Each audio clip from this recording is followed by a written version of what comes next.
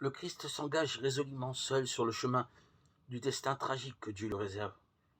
Une détermination si inflexible l'habite qu'elle plonge les disciples dans l'effroi religieux le plus intense. Jésus marchait devant eux, et ils étaient dans la stupeur. Marc 10, 32. C'est un son analogue qui rend la formule de Luc 9, 51. Il durcit son visage vers Jérusalem, en une évidente allusion au mystère du serviteur souffrant. C'est pourquoi j'ai rendu mon visage dur comme pierre, Isaïe 57.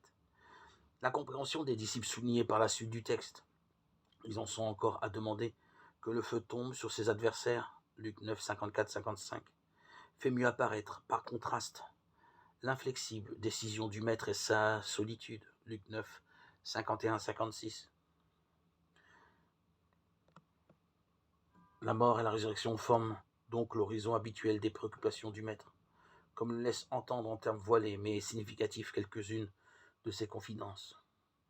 Je suis venu apporter le feu sur la terre. Luc 12, 49, 50.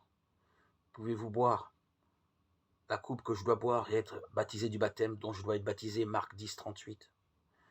Ce baptême qui imite le passage d'Israël à travers la mer, c'est la traversée douloureuse de sa passion.